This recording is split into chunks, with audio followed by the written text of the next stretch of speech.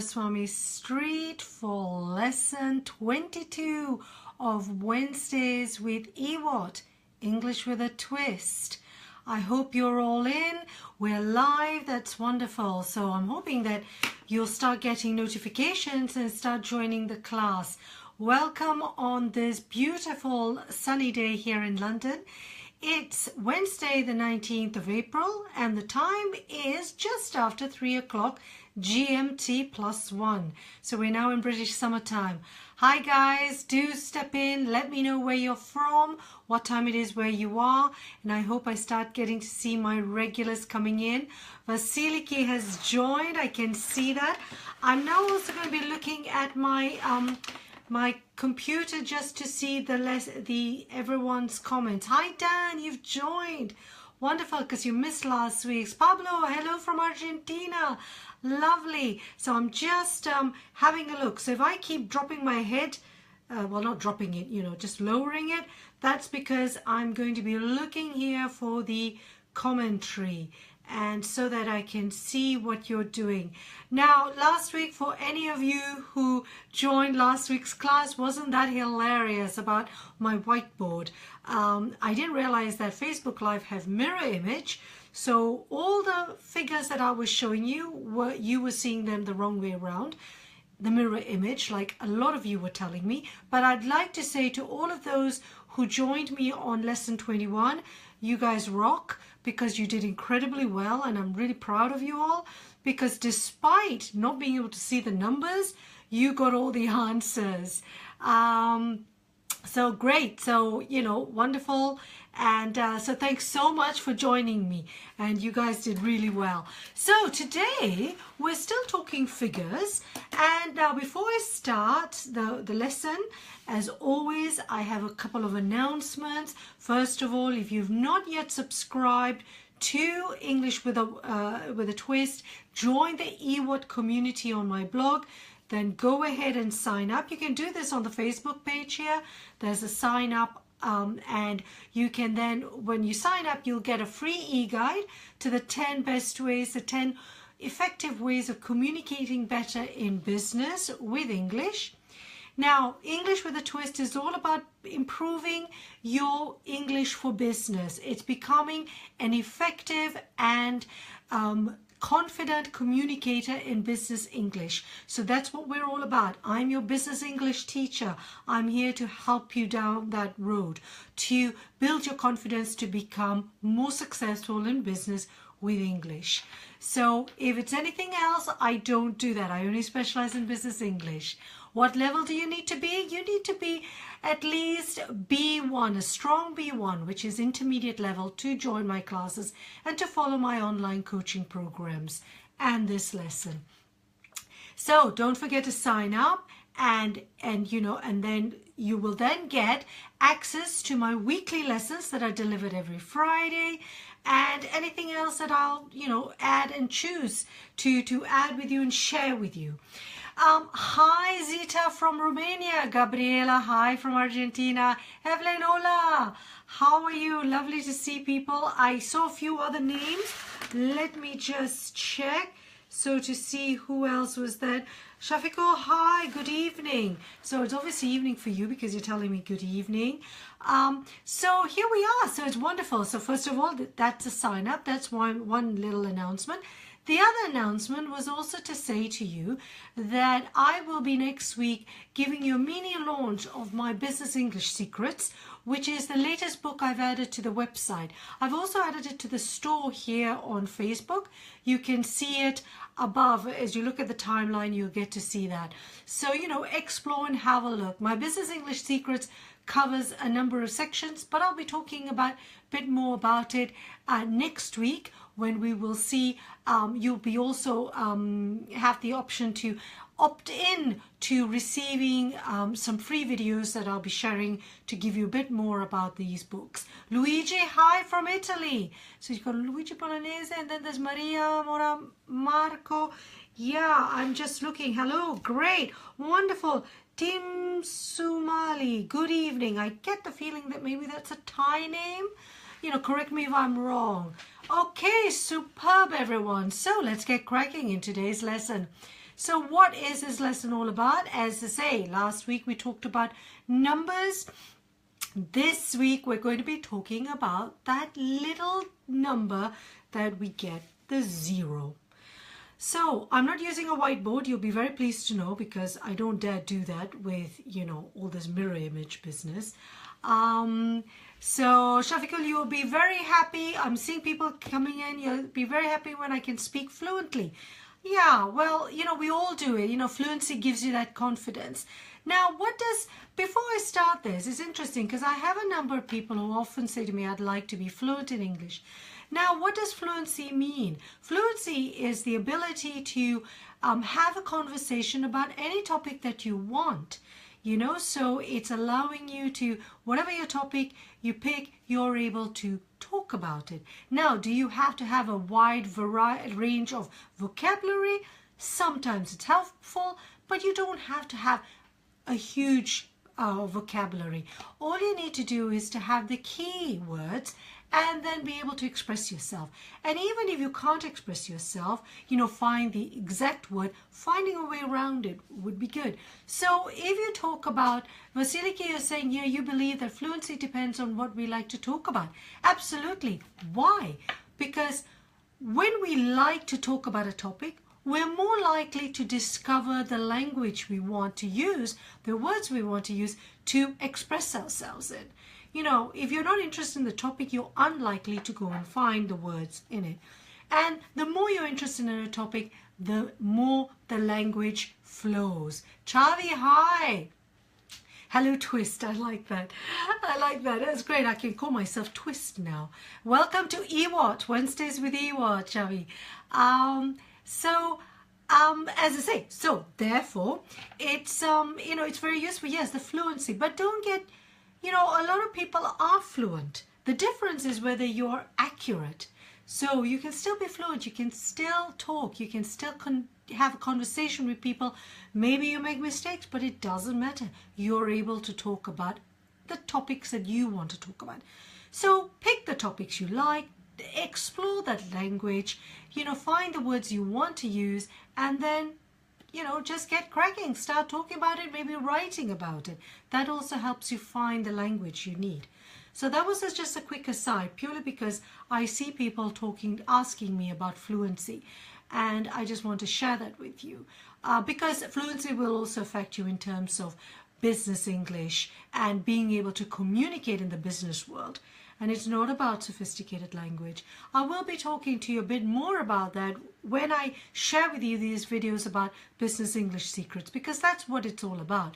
It's not about having that perfect English, because to be honest, a lot of proficient users of English don't have perfect English. And they don't even have a wide variety of vocabulary. They have quite a narrow, but we just keep using the same words because most of us are lazy. We'll just keep, we'll keep recycling the same words. So the question is, go out there, just try. And you'll find that people are much more tolerant than you think. They're more patient, they will listen and then correct. But the key here is always keep practicing your English. Keep, a little bit every day allows you to just dip in and out into the language. Don't leave a lot of weeks in between before you start doing it. A little bit. Consistency is the key in everything in life, as we say. Okay, so back to Vasiliki. Even in native speakers, fluency is an issue. Absolutely. And, I'd like to say that, native speakers, yeah, we have a fluency issue because depending on the topics, we can't always find the language that we're looking for. And just because you're a native speaker does not necessarily mean you have all the vocabulary, because perhaps native speakers are not widely read. They haven't read a lot of books. They don't know. But what they have is they have the vocabulary for the topics they're interested in. And that's what you want. So choose the ones that you want, work on those, and then you gradually build your confidence. And the more your confidence grows, the more you're likely to then expand it. Otherwise, if you find something that's too hard, then you're not likely to continue because you feel disheartened and then you feel like, what's the point? I'm just never going to learn. No, it's just really mini steps go a long way. Believe me, because I've tried it. I tried with Italian. You know, we want to get up there fast, but you know, getting up there is only going to be, you know, if you're trying to get there fast, you probably are going to get disappointed. So you need to build a plan, create a plan on how you're going to get there. And it has to be consistent. Consistency is the key in everything. Okay, Laura, hi. Hello. Welcome to EWAT and welcome to this lesson. So let's get cracking, guys. Otherwise, we're never going to finish here. So we're talking about the figure 0. Okay, now, it seems a very, very innocuous word I have here, or not very dangerous figure in the English language. You think, you know, just a 0, what's so difficult? You know, you know, it's hardly difficult to say and to pronounce and to use, and yet we have different ways, as we know. So we have a number of ways we use 0, and it all depends on the context in which you're going to use this figure. So let me tell you, we have 5 I'm going to cover in today's class. 5 ways of saying 0. First is O, O-H, O. Second is 0. The third is going to be nought. Fourth, nil. And finally, love. Okay, so let's start with O. You know, we pronounce 0 as O. So where would you find that in the English language? Have you ever come across people saying O instead of 0 when they are saying the number? You know, share with me, tell me. So here's where we're going to do it. Now, I am going to be concentrating, before I start, predominantly on British English, the way the British English pronounce the number. Yeah, great, Vasiliki. First of all, in phone numbers, often we use O when we're giving a phone number out. So what's your telephone number? Well, my telephone number is, and say for example we're giving a mobile number, it could be 07784 407 283. Yeah, so we can have that. So if you ask someone for a telephone number in the UK in English, they would say my number is 07823 241 028. Now the O, note that the O is at the beginning is always pronounced O, but sometimes you'll hear some people say 07824 407 283. So the O in the middle of the center, the number could be used as a 0. So they could say 0 rather than just O. But the first 0 at the beginning of a telephone number is always O. So for example, let's look at area codes, country codes. So what is your country code? Most country codes start with a 00. So 0044 for the UK, 0039. So we would say it's 00. But in most number codes, we're talking about 01689, 020, 87, whatever. So that's it. So Dan, you're saying that it's the same on this side of the pond, in other words, in the United States. So we use O. Now someone mentioned bus numbers. Exactly correct. And I believe that was Evelyn. Evelyn, quite right. So bus numbers, we use O. So you need to catch the bus, the number 208 to go down to London. Or you need to catch the 504. Yeah, we won't say, it's not natural to say the 208. It will always be 208 or the 504. Yeah, so that gives you an idea. So that's bus numbers. Now, Vasilik, you mentioned car plates. Now, let me think. Now, my registration number, so if we're talking about our registration number, that's a good point. So I have LX07, you're quite right. So for example, in the UK, the figure depends on the year. So yes, mine is LX07. I wouldn't say LX07. Although sometimes people do, they sort of alternate between 07 or 07. So if you're talking about license plate, registration numbers on cars, yes, so it could be an O or a 0 depending on how people feel. But yes. Now the other thing where we have, so we've got here room numbers. Room numbers. No, what did I do? No, I did said bus numbers. I said telephone numbers. But we have also room numbers, hotel room numbers. If you think about it, you go to a hotel, you check in, and someone says, oh, what room are you in? Oh, I'm in 801. What about you? Oh, I'm in room 209. Oh, okay, great. So room numbers in hotels are with an O. We don't say 204. We'll say 204. Yeah, so good to know that. And finally, with an O, we have dates. Remember we talked about dates last week. Gosh, honestly, what am I on about? So, so we have dates. So imagine 1907, we would say in the year 1907. In 1804, such and such happened. So we wouldn't say 1804. It's always 1804, 1909. So we always say, and we don't say 199. We have to specify the nought, the O, because otherwise people will not understand what you mean. So if your date is 1909, you're going to say 1909, 1804. So if you think about historical figures, when were they born? Then you give that figure as in O. Sumesh, you said XUV 500. Oh, that's a car model? Yeah, there's double, okay, far. No, well, if it's a car model and a car series, we normally would say an XUV 500 series. So we would say that 500 as opposed to 500. We would give the figure. Yes, I know it's confusing, but the key here is always listen to what people say and you'll get an idea of how we use the numbers.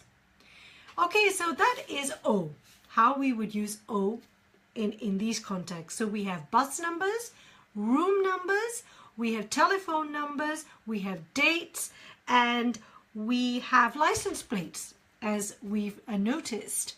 So, let me know if this is all good for you. Right. Now, let's go to 0, the actual way most people would think of using and saying the number 0. So we have got 0. Now, in what situations are we going to say it? Great, Zita. In maths and in science. Perfect. So in maths, I got a 0 mark. Yes, I got 0 in my test. So that's giving you the number. I got 0. 0 is used in maths, absolutely. In Zeta, so in maths we have it as a number, and also in science. So in Zeta, quite right, also in temperature. So it's 0 degrees. We talk about below 0, above 0. So it's 0 degrees Fahrenheit, it's 0 degrees Celsius. So that's what we will look at in temperatures. So as we say, we're looking at maths as a number. So we're looking at the number 0. So 5 plus 0 is 5. Yeah, so that's what we would look at. And also we're looking at, when we're talking about digits, so say for example, how much did that cost? I said, well, guess. Well, I think it cost $100. Really? Add another 0 to that. Wow, really? $1,000? You're joking. My God, that's outrageous. Add another 0 because you're talking about the number 0.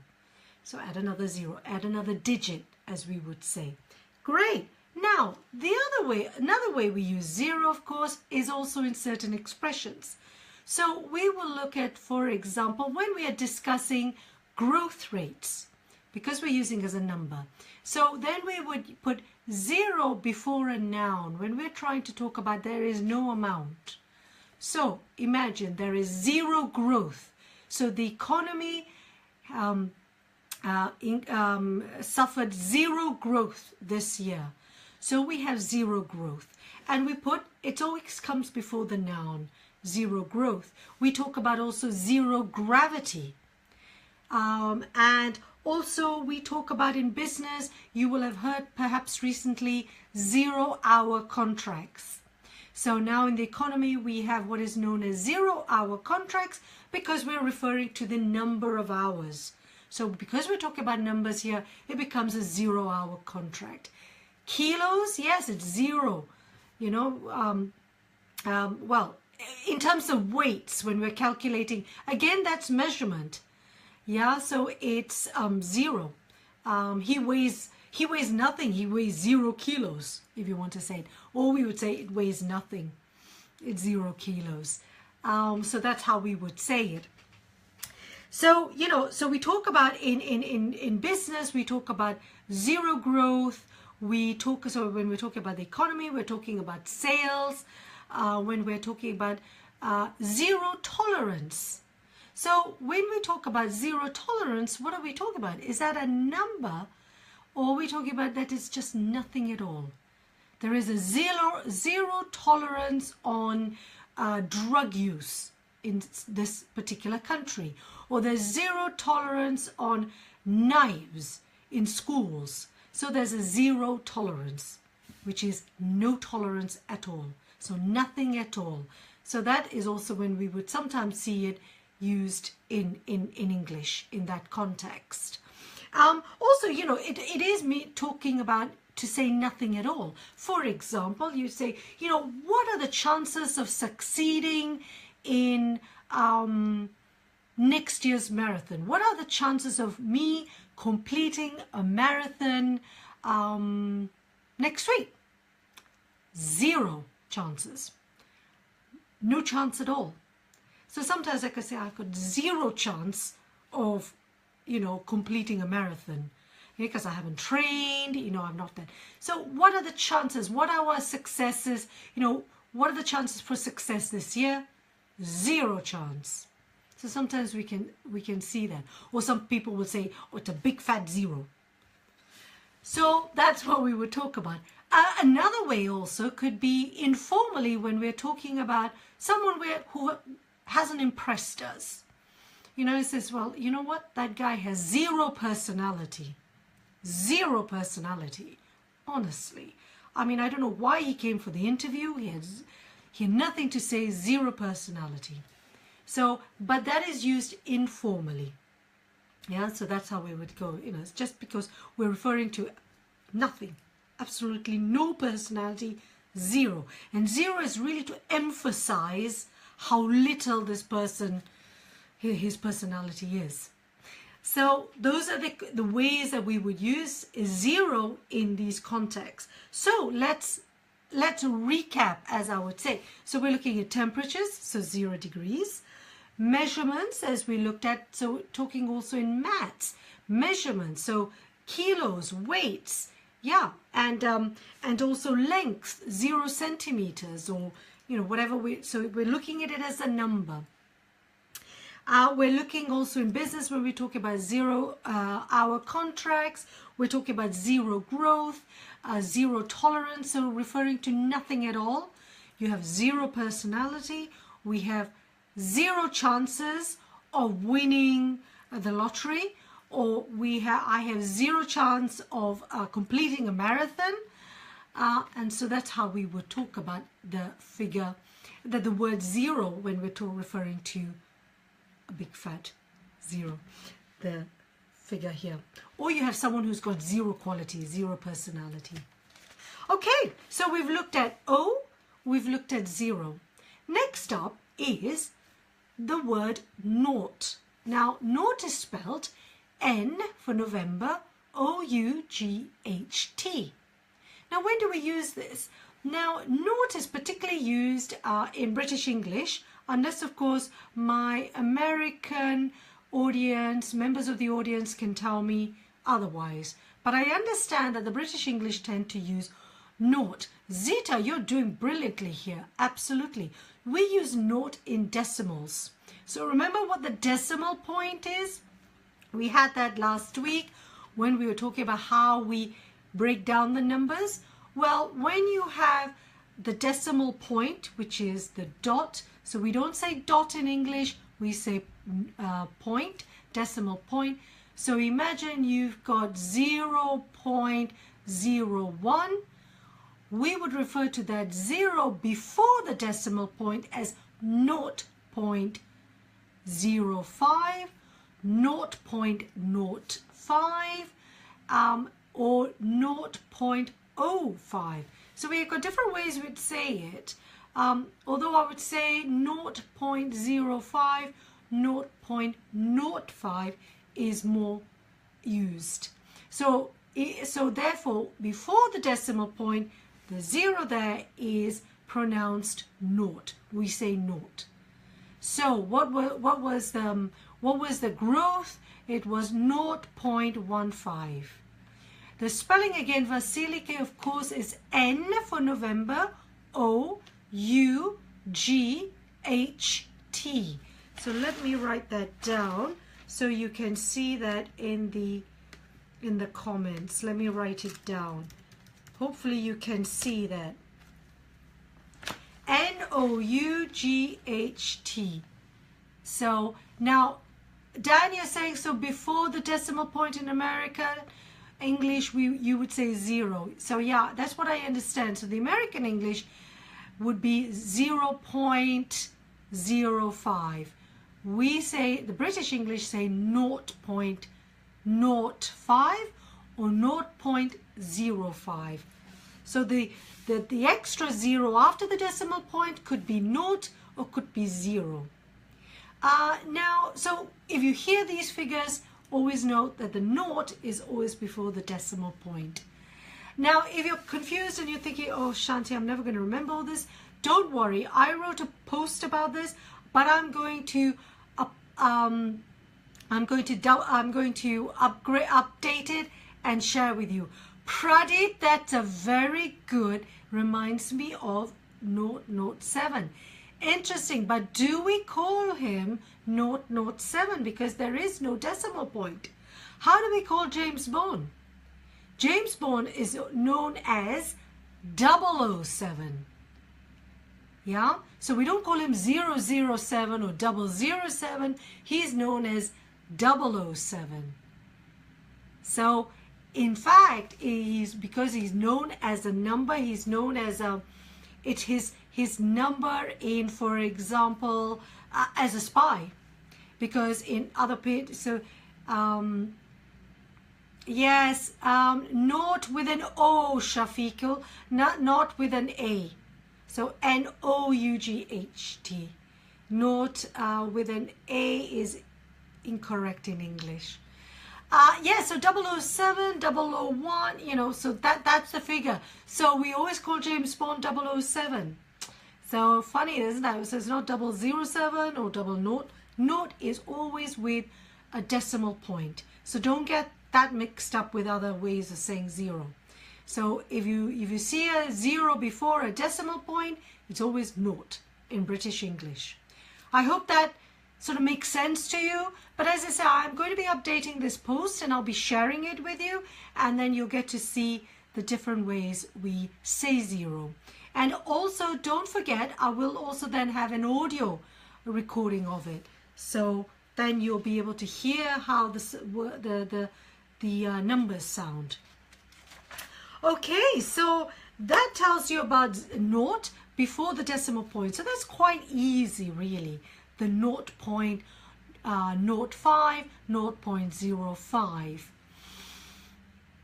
No, don't worry. Don't say sorry. No need to apologize, Shafiqa. You know, no mistake is, mistakes are good. So, Evelyn, you say in Spain, we say 007. Yes, yes. So, yes, and like in Italian, 007. Yes, but we don't say in English 007. We call him 007. Yeah, and that's where it gets confusing. But you know, if you listen to James Bond in English with subtitles, you'll hear them. And so the more you listen in English, the more you'll notice how they say the figure 0. Right, now finally we've got 2 more. Hey, we're almost going to be finishing on time this class. This is wonderful. So the other way we say 0 is the word nil, N-I-L. Now when do we say nil to refer to 0? Anyone? Can you come up with the answer with that? In what context? Right, okay, Zita, I am just about to unconfuse you. Sorry, that's not a word, people. Please don't go. So, nil. So, when do we use it? Yeah, Claudia, in sports. Yeah. Hi, Mohammed. Hi. Sports scores. Yeah. What sort of scores? Yeah, you've got football. So, if you imagine 3-0, 5-0. Yeah, rugby. Most sports, we have nil as a 0. Nil at sports, yeah. Yeah, you can go say, well, sometimes I'm nil at sports, I'm useless at sports. Yeah, we use nil, yes, to refer to the sports scores. So typically hockey, typically rugby, football, American football, I take it, yeah. Now tennis is different. Why? What do we refer to in tennis for 0? If you imagine, if you've listened to Wimbledon, if you've ever listened to the tennis scores, Vanda, absolutely, love. We refer to 0 as love. Yeah, so we will say 15 love, the score being 15-0, 30 love. And this love, why? A lot of people have come up with it, asked me. And apparently, this is when I was researching this, it comes from the French word for œuf, egg. So it's l'œuf, the egg, is in French. And because tennis was invented in France in the French court, and so then they would have an egg to refer to the scoring point, and so it became l'œuf. And because a lot of English words come from the French, so then they adopted it and it became part of the tennis scoring system. So now we always call it 15 love, 30 love, love. L'œuf spelled, okay, this is how it's spelled. Let me just, I'm putting it in the comments. Yes, correct, Vasiliki. L'œuf. L'œuf as in the egg. œuf. So, l'œuf. So it then became, it gradually, you know, became more into anglicized as a pronunciation, and then it became love. So now it's love. So in case anyone wonders. But otherwise, in all other sporting situations, we refer to the score with 0, nil. So 3-0, 5-0, 0-1, or whatever it is. Yeah, so that's it. So I think we've covered the different ways we say 0. I hope that gave you sort of a broad perspective of the different ways we say. So we say O, 0, naught, nil, and love. And the O and the 0, of course, are the most frequently used. If you are in finance and you use a lot of decimals, then you'll hear naught, particularly when we're talking about growth rates. So 0.12, 0. And don't forget that the figures after the decimal points are always broken down. So we don't say 0.12, we say 0.12. Figures went up by 0.25. Yeah, so that's what we will say. So, but I'll be sharing that. Yeah, Vasily, can you imagine l'œuf, love? Yeah, but if you imagine the pronunciation, l'œuf, l'œuf, and I suppose in the English we go l'œuf, l'œuf, l'œuf, and then it became love. It's amazing how language, you know, sort of progresses over the time and it changes. But so there you have it, everyone. Those are the different ways we say 0, O, naught, nil, love and in the different contexts. As I say, I will be updating that post that I wrote a while ago, and I will be adding that. And don't forget now, because what I did, this was the announcement I wanted to say. If you haven't subscribed to my blog and to my weekly lessons, or signed up for my free e-guide, which automatically gets you onto my weekly lessons, then just to let you know that I have now started adding audio to each and every post that I publish on my blog. And for the older posts, I will be gradually adding an audio version. So if you'd like to listen to the posts whilst you read, because this will give you very good listening practice whilst you're reading, also gets you to hear how the words are pronounced, then, you know, do sign up, because I will be adding more audio lessons. And you can also subscribe. All the audio lessons are put into SoundCloud. And so if you're on SoundCloud, then go and have a look at English with a Twist, because if you then join there, subscribe to my little channel, which is only starting, but then you get to listen to every time I upload a new post, and you get to listen to the blog post. And it's known as a blogcast, which is blog plus podcast, and it's a way for you to practice your listening whilst you're reading the blog post. But there it is. So thank you, Gabriela, thanks a lot, and it's great to I hope this lesson was useful. I am thinking of, you know, putting together more and more lessons to do with financial figures, finance themes, and if that's something that you are interested in, do let me know. Put that in the comments box here, because if there is enough interest in that, I will put together a series, and perhaps even put together a series of audio posts, and then put them together into a little audio book that I can then share with you.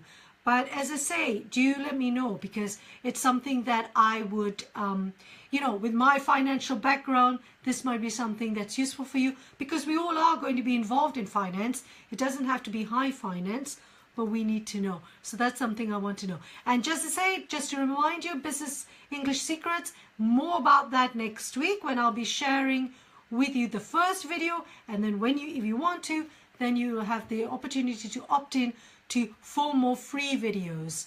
Dan, you've just asked about technology and computers.